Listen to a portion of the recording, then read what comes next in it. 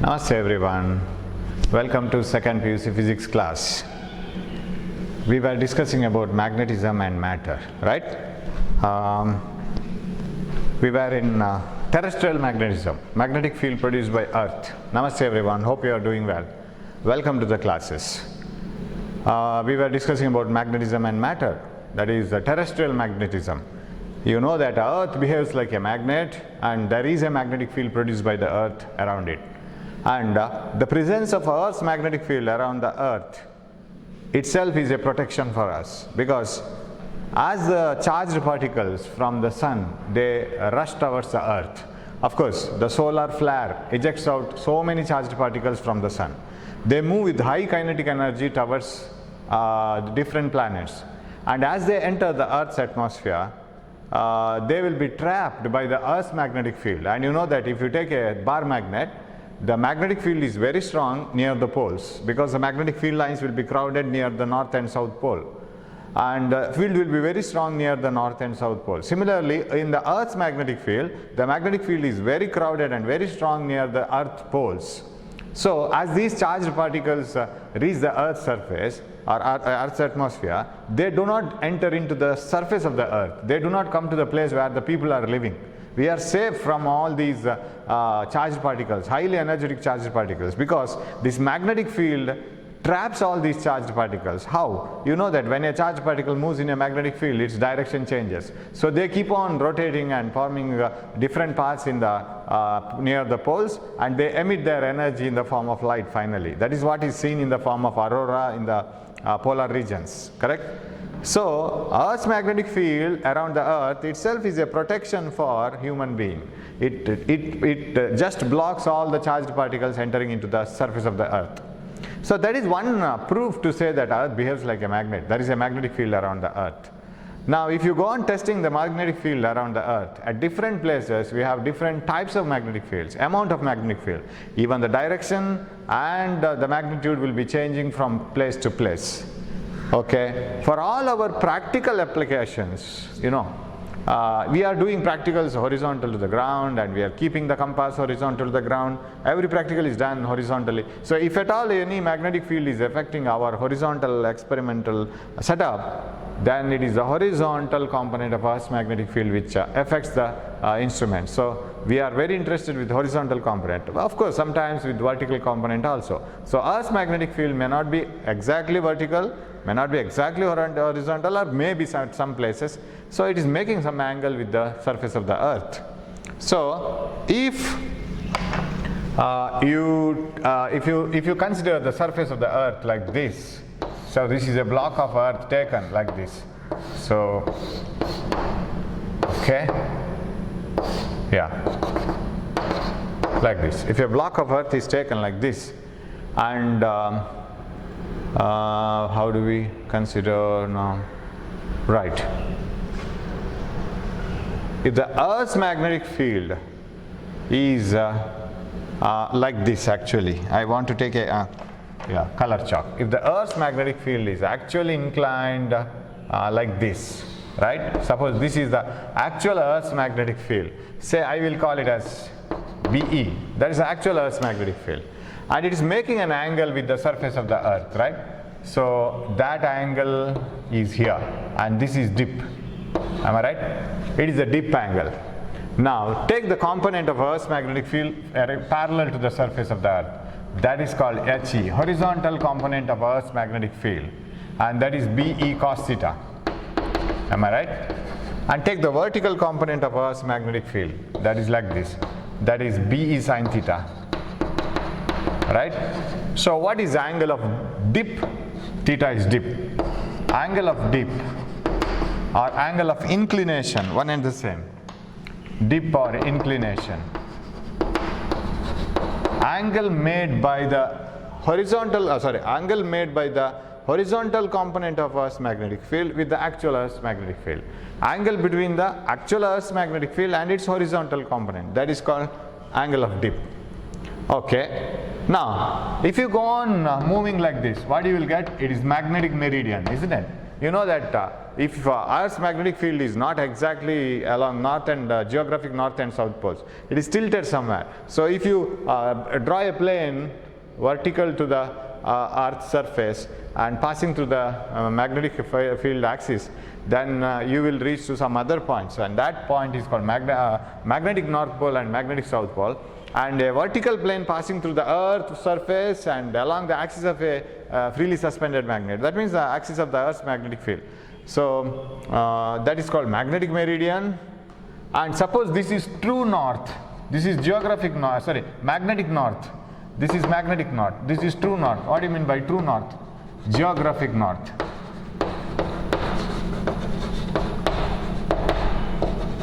Okay, if this is geographic north and this is magnetic north, then this is called angle of declination, right? Delta is called declination. And the plane, can you name this plane? Say this plane. This plane is called geographic meridian. So this plane is geographic meridian, and can you see another plane here? This is magnetic meridian, because this is a plane vertical to the Earth's surface and passing through the axis of a freely suspended magnet. Whereas this plane, the other side of this cube, this plane is geographic meridian. So this plane is magnetic meridian. Hope you can follow it. So this is magnetic meridian, this plane. So shall I draw it like this? I think you can see that, right? So that diagonal plane. So this plane is magnetic meridian, because the magnet is moving in that region, or its angle is, a freely suspended magnet will stand like this, and a vertical plane will be like this, and that is magnetic meridian. And this is geographic meridian. Angle between magnetic meridian and geographic meridian is called angle of declination. You can split the Earth's magnetic field into components like this, horizontal and vertical. So what is tan theta? So BE sin theta, this one, okay. The horizontal, this is called vertical component, ZE. So ZE is BE, Earth's magnetic field, into sin theta. Horizontal component HE is equal to the Earth's magnetic field into cos theta. Divide them, what you will get? ZE by HE is equal to tan theta. The vertical component divided by horizontal component is called, it is tan theta. Tan of the tangent of the angle of inclination or angle of dip. Okay, that's how we divide it, right? So usually Earth, and if you show it using a Earth diagram like this. So this is say geographic north and south poles, then the magnetic north and south poles will be somewhere at different place like this. This is the place how Earth's magnetic field is aligned like this. And this is magnetic meridian, this is geographic meridian, this is the angle of declination. Right? Now, this angle of declination goes on changing from place to place. It is not the same everywhere. And if you have a Earth's magnetic field aligned at different angle, so I have that same scale. If this is Earth's magnet, say, it is tilted like this. And if this is the geographic north and south poles, like this. And you can see this angle delta, correct? But when I hold it like this, both the planes lie in the same direction. If I ask you where is the magnet, you will cut the Earth like this. If I ask you where is the magnetic, geographic and north and south poles, you will cut the Earth like this. Same you will cut in the same plane. So the angle between the geographic and magnetic meridian in this direction is 0. Whereas if it is like this, if you cut the Earth with the magnetic meridian, you will cut it like this, right? What about geographic meridian? You will cut it like this, because here is the magnet, right? So, here is the north and south poles. So this is geographic meridian and this is magnetic meridian. They make an angle. You can see that delta. So that depends on the point where you see. So angle of declination changes from place to place. Inclination changes from place to place. And you know that inclination here, so if you consider Earth's magnetic field is like this. So magnetic lines of force are vertical, so inclination theta is 90 degree at the poles. And the horizontal component of Earth's magnetic field is 0 at the poles. At the poles, the horizontal component is 0. We find only vertical component. At the equator, we find full horizontal component, no vertical component. So vertical component is 0. Okay. So these are the things you must remember regarding the Earth's magnetic field. So you may be asked to write what are magnetic elements of that.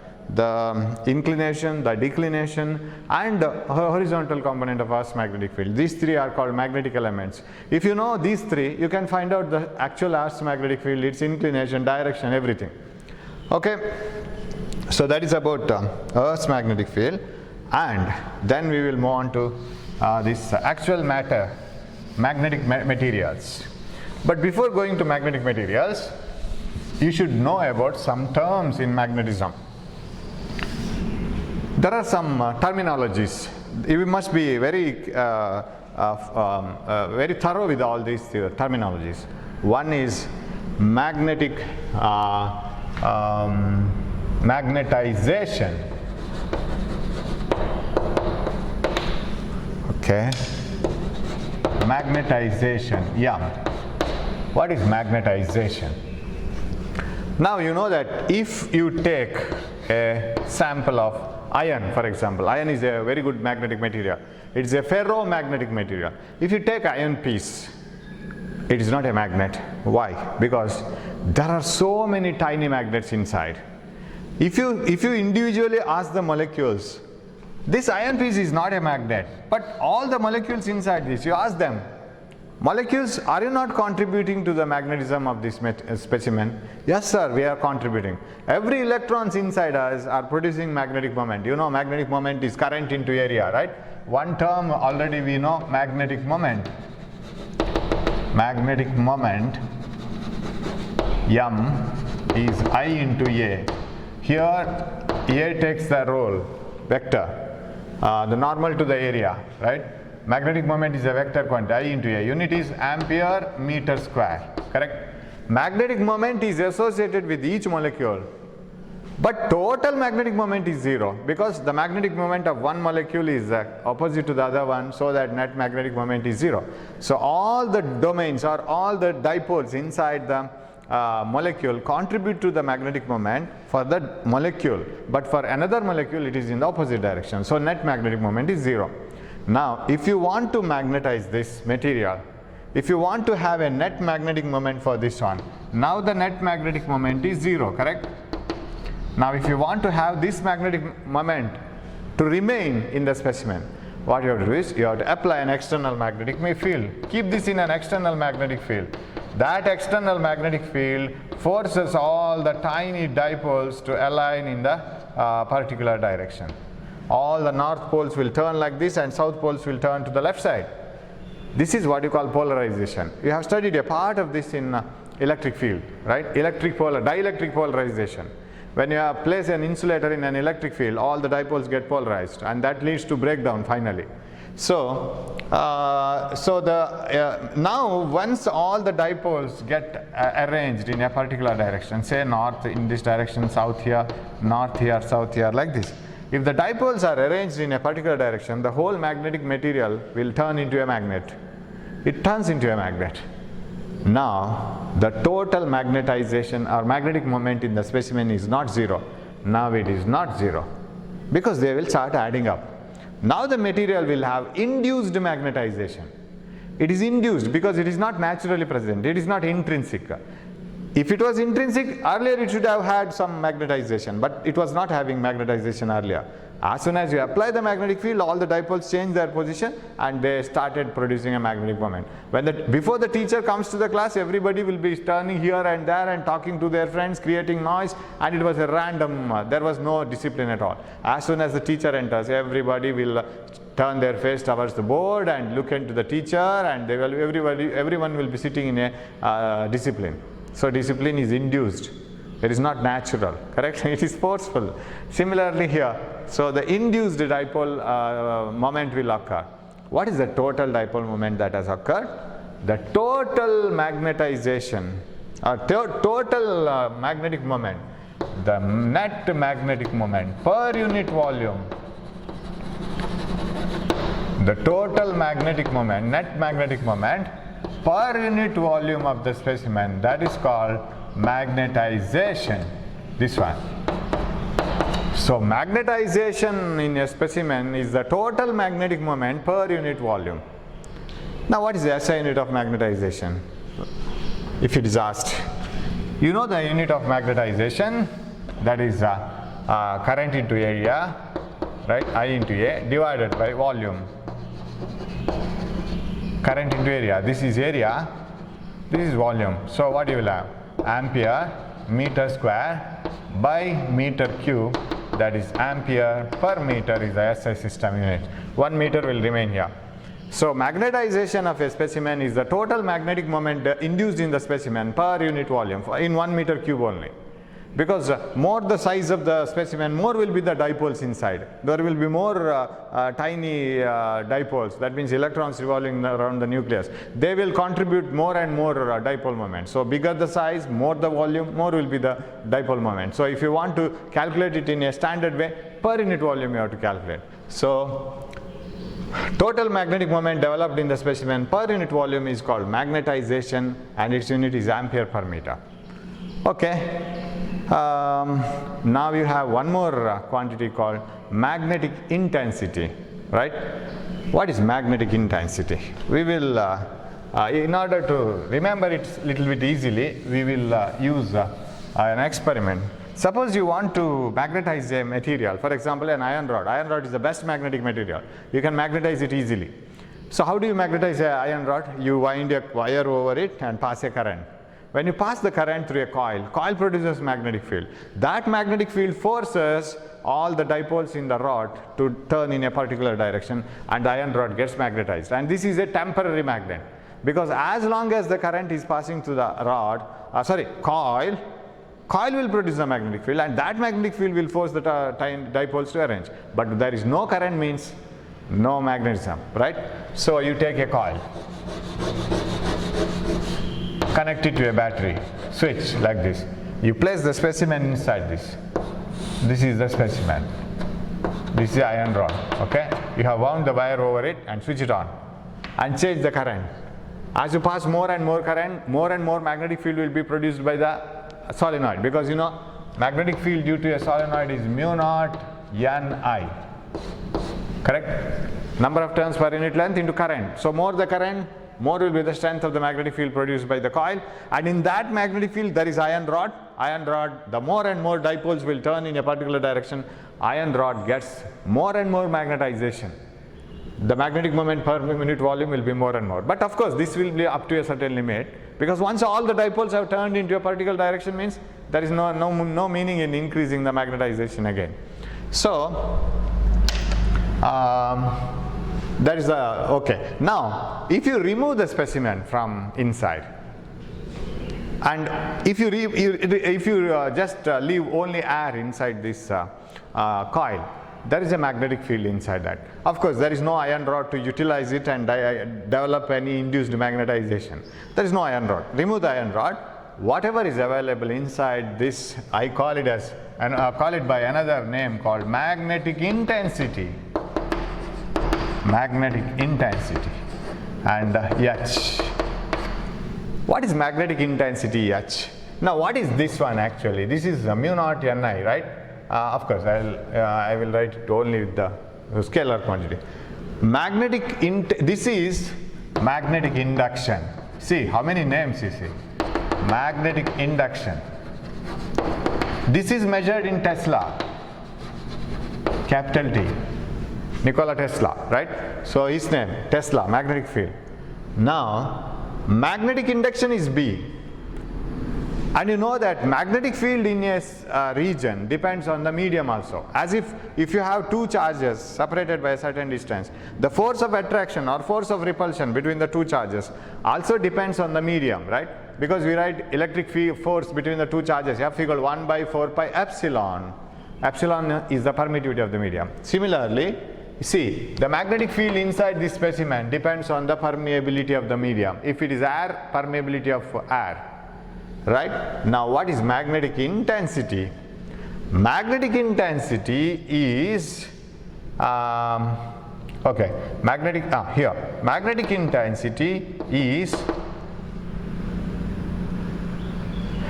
magnetic induction divided by permeability of the medium. Mu naught is the permeability of free space, but mu is the permeability of any medium. As if you have epsilon naught is the permittivity of air or free space. Epsilon is the permittivity of any medium.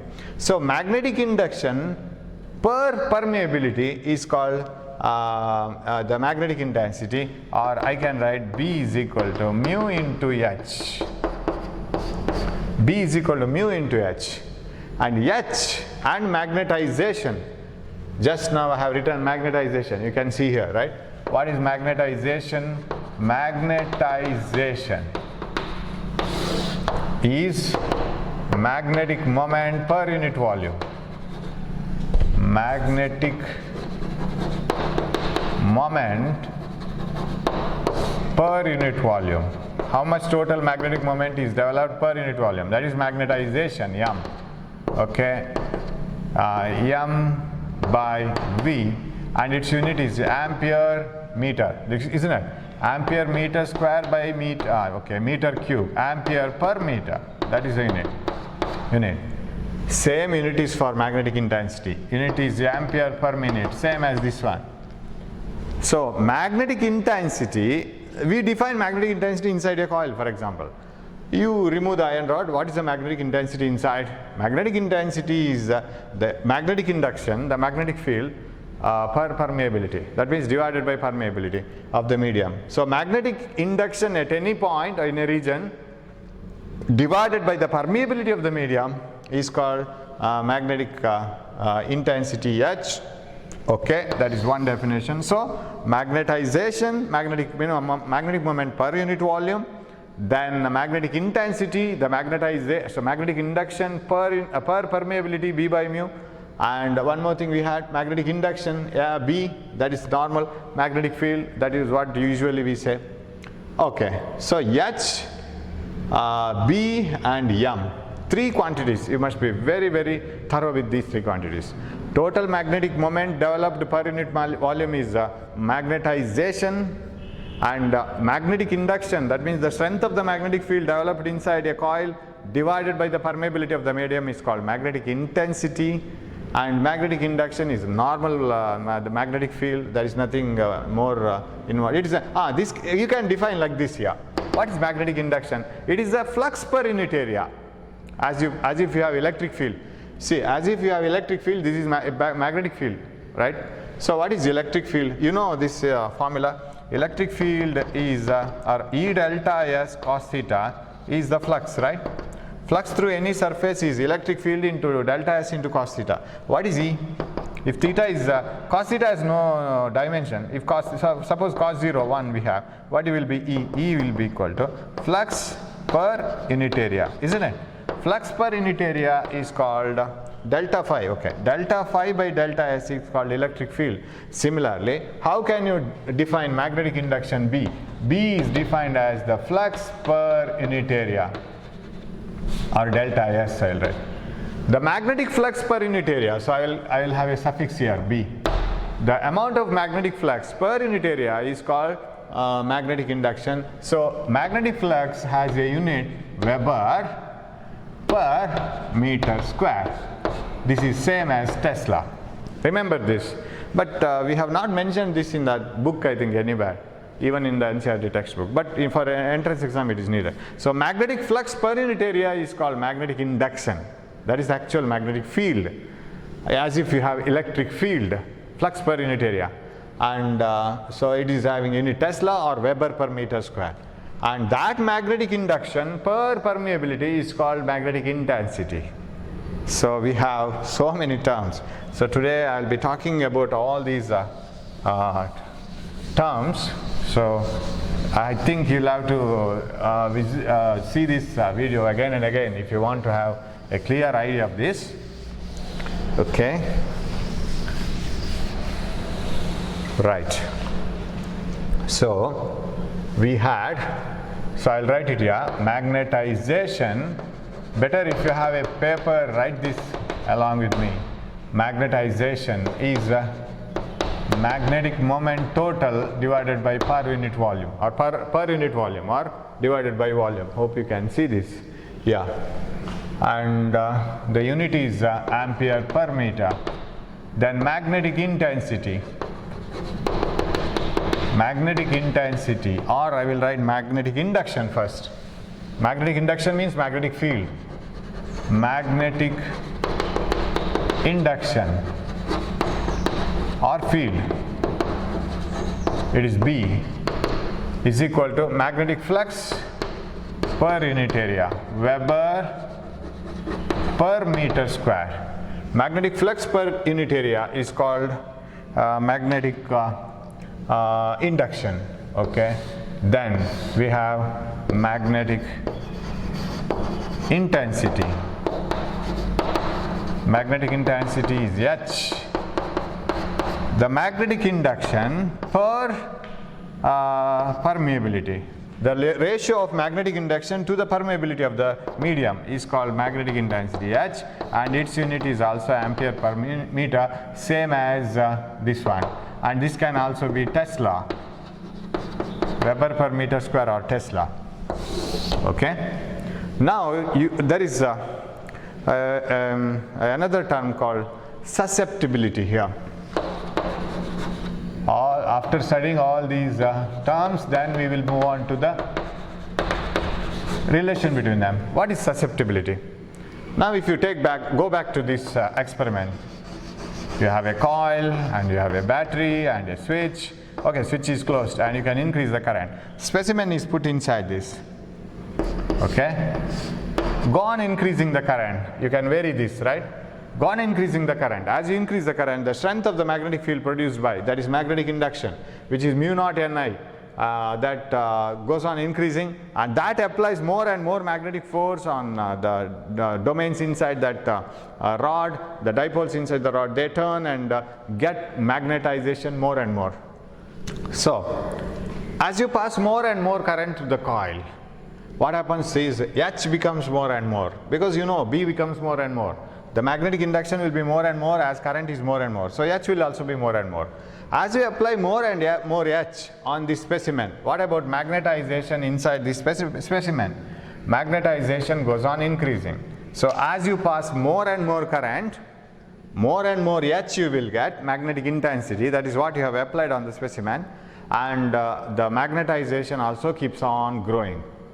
More the field, more the dipoles will turn into a particular direction, and more will be the magnetization. So shall I relate them now? The magnetization inside the specimen is directly proportional to the magnetic intensity. Magnetic intensity in turn depends on the current, of course. More the current, more will be the magnetic intensity, more will be the magnetization. More and more dipoles will turn up. That means M, if you want to write it equal to some term called chi, which is nothing but this susceptibility into H. Chi is a Greek word, right? Like you have theta, phi, xi and all. This is chi. So M is equal to chi into H. What is chi? Chi is equal to M by H. You can just write the magnitude, that's enough, because chi is a constant. Is a constant called susceptibility of the material. What do you mean by susceptibility of the material? Now for example, if you keep iron inside this, say nickel inside this, then apply the magnetic intensity H. How much magnetization does occur on this? I will keep another material inside this and apply the same H. How much magnetization occur in that second material? Similarly, one more material, how much magnetization occurs in the third one when the same H is applied? It keeps on changing. It depends on the nature of the material. That nature is decided by this chi. So define chi, susceptibility. It is the ratio of how much magnetization occurs in the specimen to how much magnetic intensity you have applied. Right? The ratio of magnetization to the magnetic intensity is called susceptibility. The ratio of magnetization to the magnetic intensity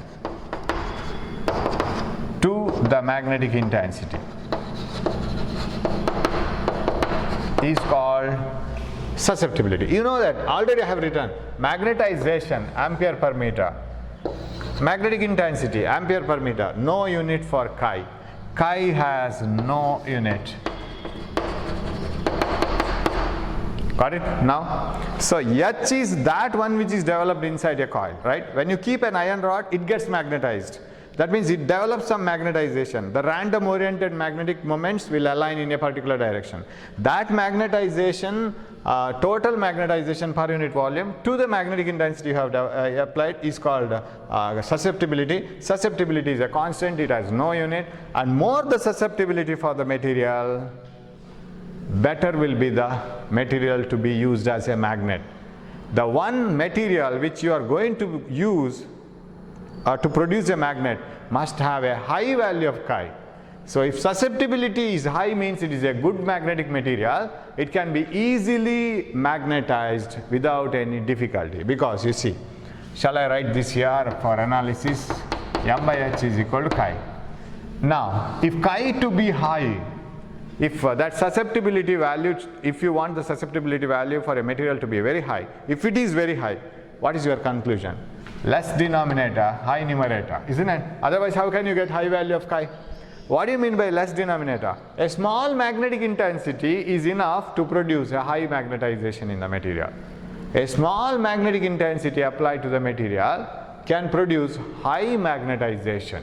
So that is called, that is the specialty of the susceptibility. So whenever we want to produce a permanent magnet or a temporary magnet, if you want a very strong magnetic field, then we go for a material which has high value of chi, the ratio of magnetization to the intensity, magnetic intensity. So small magnetic intensity produces high magnetization, means it is a good magnetic material with high susceptibility. And if you suppose, for example, you know that in a galvanometer you need a magnet, a coil to turn, right, and everything. Now the case of the galvanometer should be made up of non-magnetic material, because that the box in which that is packed up, that galvanometer setup is packed up, it should be a non-magnetic material. For that material, chi value should be very low, because when the strong magnets are used inside, they should not magnetize the cage itself, right, that box itself. So that box, the material chosen for constructing that box for the galvanometer should have low value of chi. That means any H, right, any value of H shouldn't produce any magnetization at all. So it should have a low value of chi. Okay. So M is equal to chi into H. So chi depends on the material. Of course, chi depends on temperature also. If you heat a ferromagnetic material, its chi value will decrease. That means it turns into a bad magnet. So people say, right, if you have a magnet, don't heat it, it will lose the magnetism. So chi value depends on temperature. For some materials, it doesn't depend on the temperature also. Okay, what else? The things you have to learn. Okay, you have to get a relation between all these things now, right? Shall I write M and H relation here? So magnetization, how many dipoles have turned in a particular direction? Total magnetic moment per unit volume is directly proportional to the magnetic intensity H, or M by H is a constant, and that constant is called susceptibility, and it has no unit.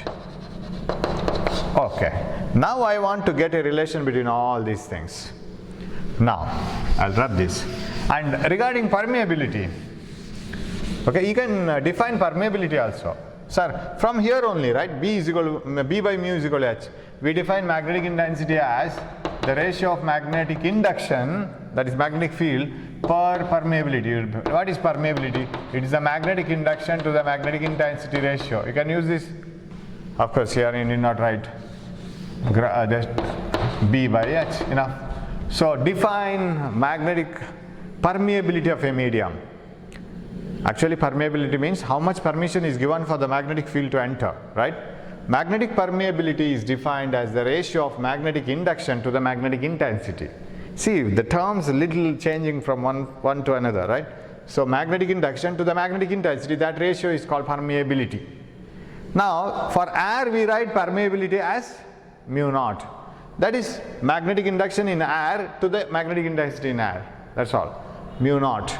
You know the value of mu naught. Mu naught, permeability of air is 4 pi into 10 to the power minus 7. Now, if different medias have different value of permeability, can't you remember all those permeabilities of different media in terms of mu naught only? That is what we do in electric field also. Can't you remember the permittivity of medium A, medium B, medium C, medium D? Sir, it is very difficult to remember, sir, because different medias have different permittivity. Do you know the absolute permittivity of air, epsilon naught? Yes, 8.854 into 10 to the power minus 12. Then define the permittivity of all the other materials in terms of epsilon naught only. The permittivity of this medium A, it is so many times epsilon naught. Permittivity of medium B, it is so many times epsilon naught. So permittivity of any medium may be so many times the permittivity of air, right? Sorry, permeability, it is not permittivity. Permeability of any medium will be so many times the permeability of free space. What is that so many times? That is called relative permeability, isn't it? Suppose the permeability of one medium is mu naught is 4 pi into 10 to the power minus 7, and permeability of another medium other than air, say it is 2 pi into 10 to the power minus 7. Right? What you can write? This is half of this, correct? Then that half is called relative permeability. How many times? So the ratio of permeability of the medium to the permeability of free space, that is called relative permeability. Relative permeability gives only a number, right? It gives a number. How many times is the permeability of this medium than the permeability of free space? If you have the permeability of free space, 4 pi into 10 to the power minus 7, the permeability of this medium is how many times greater or smaller? How many times than this air? That is relative permeability. Okay. So we have one more equation. Mu r is obtained by getting the permeability of the medium, dividing it by the permeability of free space, or mu r into mu naught is equal to mu. How many times greater than the permeability of air is the permeability of the medium. For example, if you have scored, if there are the 15, say 60 marks, 45 marks, 75 marks, these are the marks scored by different students in the class, 90 marks. You take this as reference. This is mu naught, say.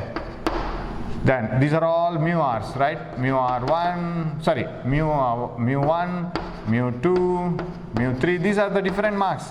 Now how to obtain all these marks?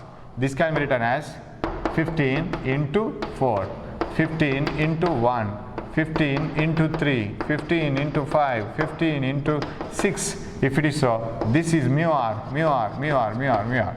Mu r, relative permeability of this medium is 4 because it is 15 4 times. The relative permeability of this is 75. That means, the actual permeability of this medium is mu 3 is 75. That means it is 3 times 15. Sorry, 5 times 15. So its relative permeability is 5. So divide this permeability from the standard value. You will get, see, this is only an example, just to remember, because if simply by hearting formula doesn't give you, it will give you trouble actually, simply by hearting. It doesn't give you answer finally. So the actual permeability of the medium divided by permeability of air gives the relative permeability of any medium. Now let us try to bring the relationship between magnetization M, magnetic induction B, magnetic intensity H, and this permeability. So magnetic intensity H, magnetization M, magnetic induction B, and susceptibility chi, and then permeability mu. All these things should be connected now. How to be connected? For that we will start an experiment. Take a coil and connect it to a battery. Okay, let this be a variable one. Let the inside the coil let it be empty, right? Empty space, or let it be filled with air. So now the permeability of the medium is mu naught because it is filled with air. Now whatever the magnetic induction inside is nothing but B naught, I'll write.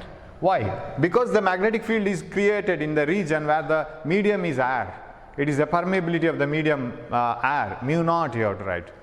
Suppose now if you place a magnetic material, say iron, what happens? That magnetic intensity which is created within the coil, that forces all the dipoles of the iron rod to turn into a particular direction.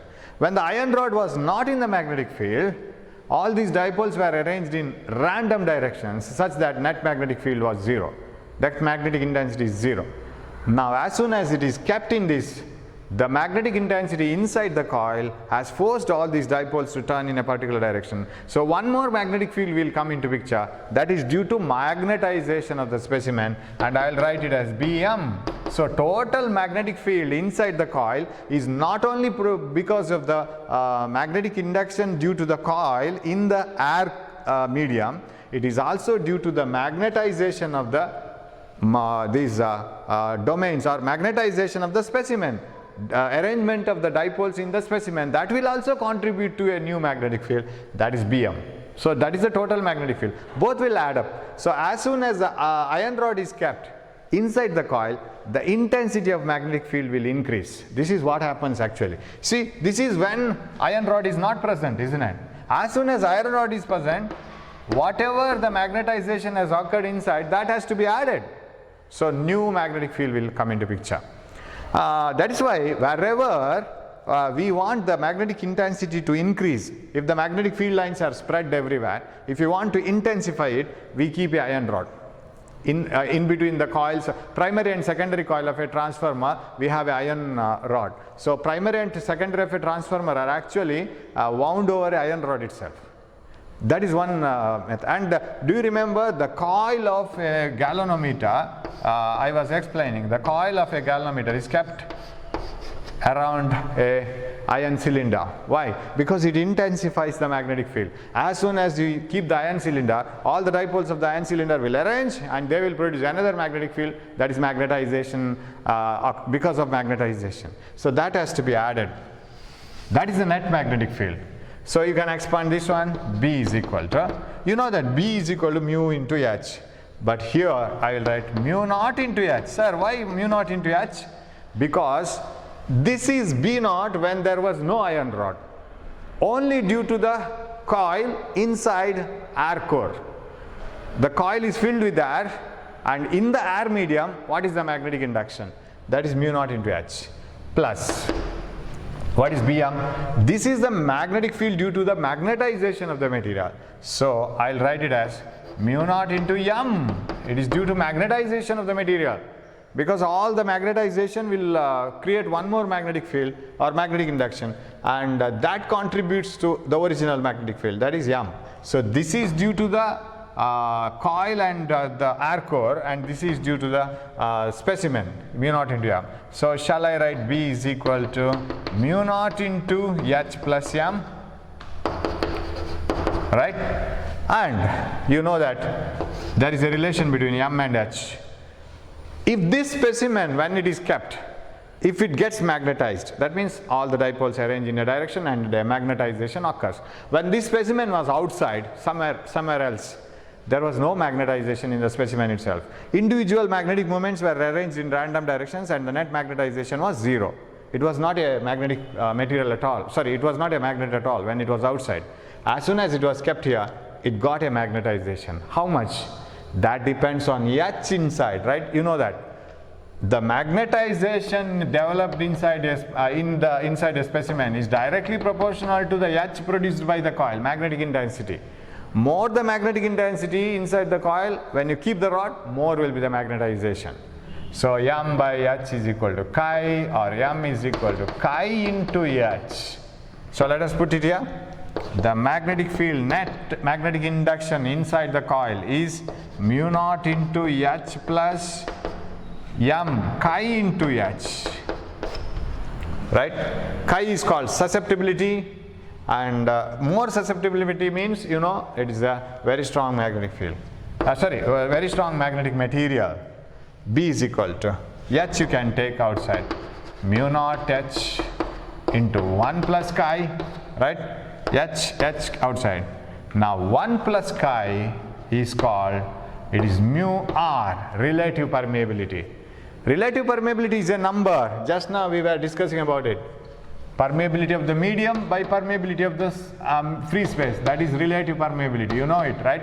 If 4 pi is the permeability of the medium and 8 pi is the permeability of 4 pi is the permeability of the medium, 8 pi is the permeability of the medium, 8 pi into 10 to the power minus 7. At 4 pi into 10 to the power minus 7 is the permeability of free space, then relative permeability is 2. correct, 2 times more than what the permeability of air is, something like that.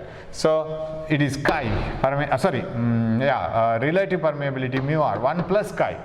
1 plus chi is relative permeability, so B is equal to mu naught into mu r into H. But what is mu naught into mu r? It is the permeability of the medium, absolute permeability of the medium into H. How many times than this one? That is the actual permeability, right? 4 times 15 marks, that is your mark. 5 times 15 marks, that is his mark. 15 is the reference, that is mu r. Mu naught. Mu r is how many times? So mu into H.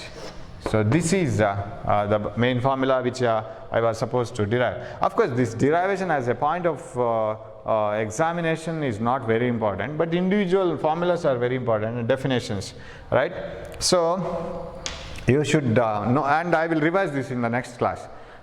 Somehow the sentences were not coming to me today very fluently, but I will do that in the next class once again. So you will have some questions like what is magnetization, what is the SI unit of magnetization, what is magnetic intensity, what is its SI unit, what is susceptibility, and what is the SI unit of susceptibility, no unit, and what is the relation between susceptibility and magnetic intensity and magnetization. M is equal to chi into H. Where do we have it? M equal to chi into H, and this is the relation between permeability and magnetic induction and magnetic intensity, something like that, right? So very peculiar formulas, and you'll need to read this again and again if you want to remember it for a long time. Okay, thanks for watching this class. We will come, I will discuss it again in the next class. We will meet in the next class. Thank you.